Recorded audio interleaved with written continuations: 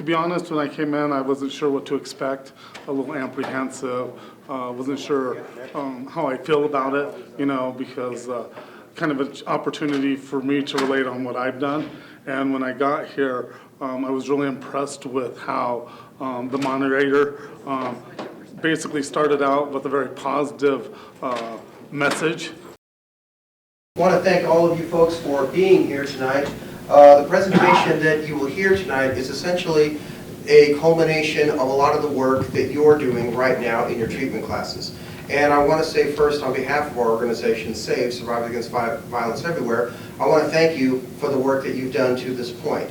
In fact, not everybody who is on probation for domestic violence or on parole for domestic violence, because we do have parolees that attend these as well, can attend these panels. Your probation officer and your treatment provider essentially have to sign off on it so you can attend.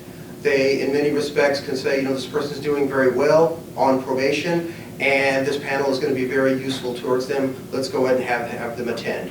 Or it could be the flip side, in which, you know, this person probably isn't going to get anything out of it. Let's not have them attend.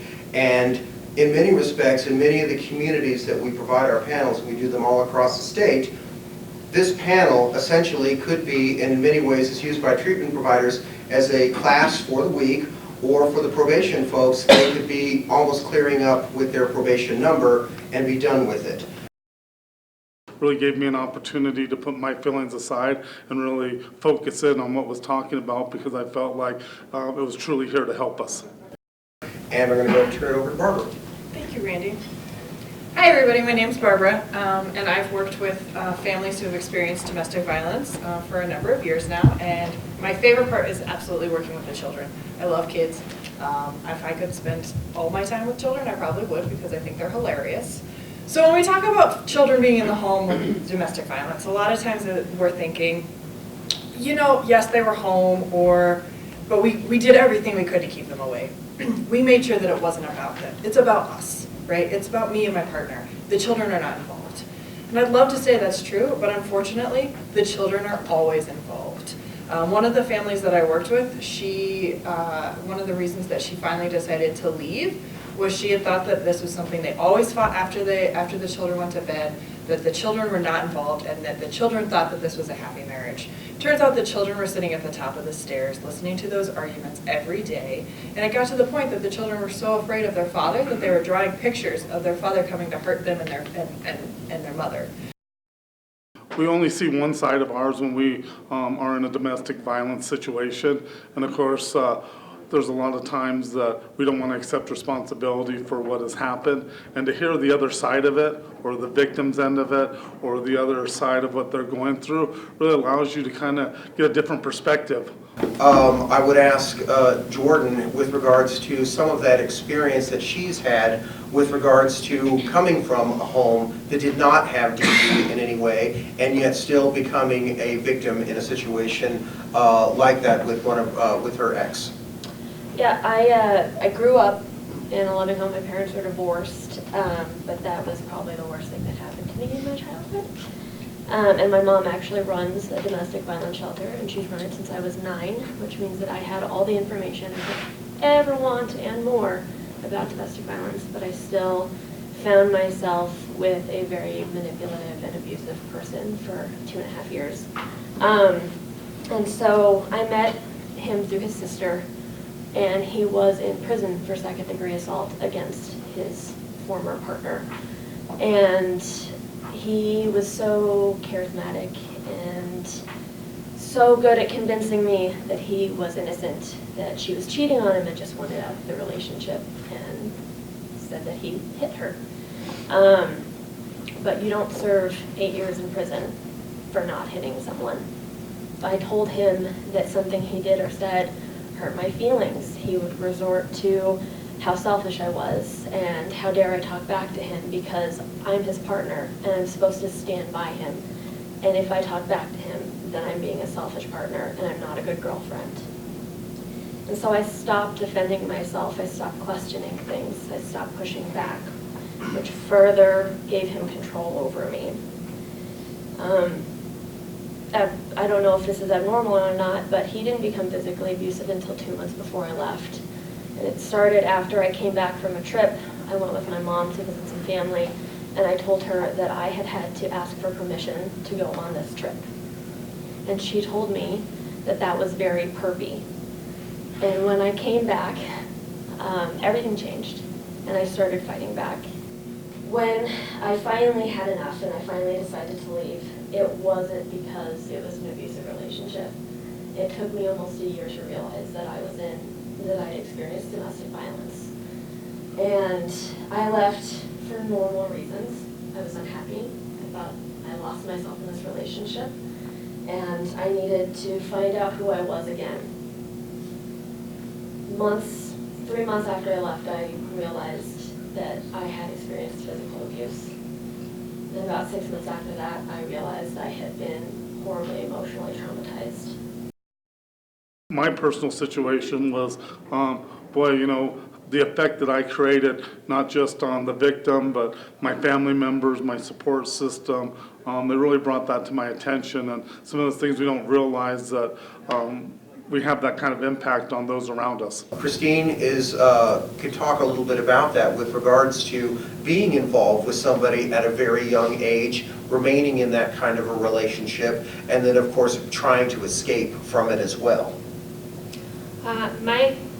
My first relationship ended up as a domestic relationship, and we started dating in elementary, 2nd grade, and we got married when we were 18, and our marriage ended with a 9mm shoved down my throat.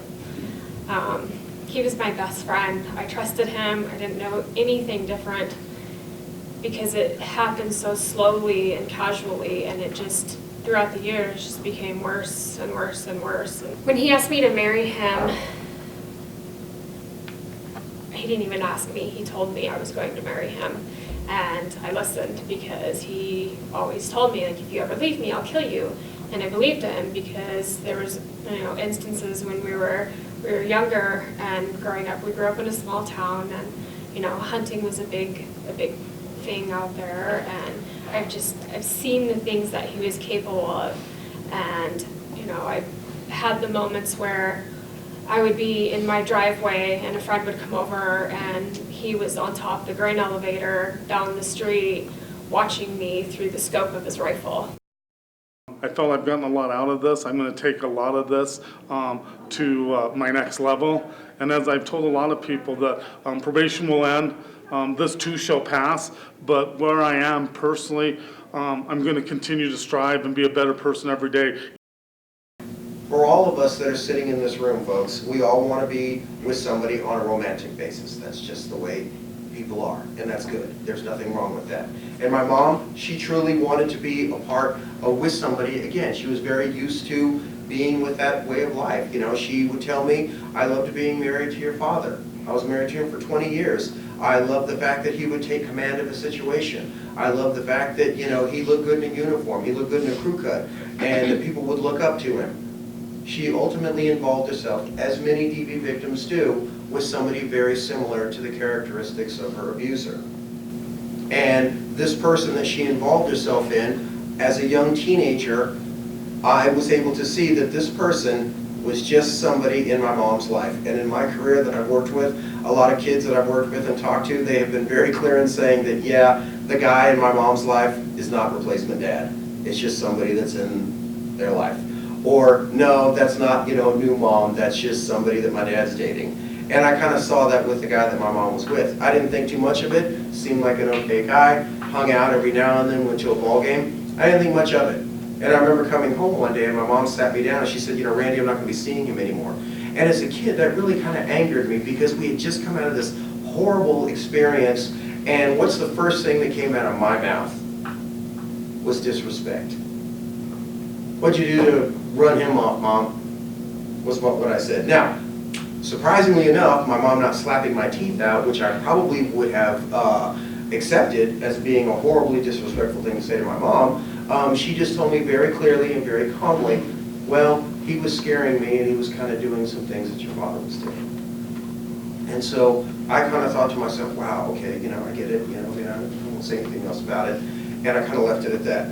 As we all know, folks, Without some level of intervention, there is a timeline, and perhaps many of you have seen that or experienced that, between anger, hate, and then rage. And as you know, in a dubious situation, whenever the victim tries to pull away from the abuser, that is the time for the greatest level of violence to occur. And for whatever reason happened during that time when my mother left this person, his anger went to hate and then ultimately went to rage. And the next time I saw this guy, he was breaking into our home. He shot and killed my mother right in front of me, severely wounding myself, my sister, and my sister's boyfriend, who just had the terrible misfortune of being there that night. And when I tell you, as I tell everybody who attends these panels, that part of my story, I want to be very clear about this. I want to congratulate all of you folks, because none of you have gone to that point. None of you sitting in this room have said, I'm going to throw everything away and I'm going to do something so horrifying and so terrible, and I'm going to impact and ruin somebody's life. None of you have gone to that point. And that's something that, quite frankly, you should be celebrating. And yes, there are going to be those situations when people leave these presentations and say, that had a little bit to do with some of my experience, maybe not a lot. Or you could say, okay, I've got some things I have to work on. You could still even be with the person with whom the circumstances led you here with tonight. And there's nothing wrong with that either. If you're in a relationship that is 50-50, loving companionship, that's great, nothing wrong with that either. Or you could say, I'm going to be a good co-parent. Doesn't bother me that she's with somebody else or that he's with somebody else. I'm going to be a good co-parent. Or you could say, I got some things to work out on my own and I'm going to get that taken care of too. And there's nothing wrong with that. In fact, that's a really good thing that you can do. And for those children that you might have that might be exhibiting some of those signs, this is a huge community, folks. There's a lot of really good resources out there for kids. We know, and there are a lot of people who might be sitting in this room. I don't want my kids talking to anybody. There's not just, talk therapy. There's play therapy, equine therapy, canine therapy, art therapy, music therapy. There's a lot of things available out there.